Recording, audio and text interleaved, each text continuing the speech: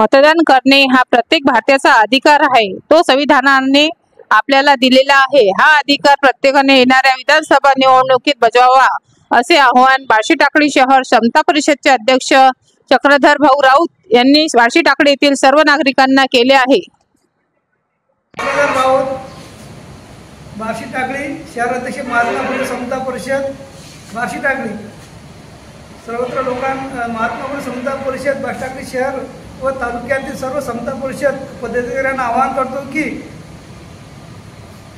सर्व 20 तारखेला जो योग्य उमेदवार आहे, आपल्या समाजासाठी झटणारा, ओबीसी समाजासाठी झटणारा आणि काम करणारा, ग्रामीण भागातील सर्व सोयी सुविधा उपलब्ध करून देणारा अशा व्यक्तीला भरघोस मतांनी निवडून द्यावे ही विनंती।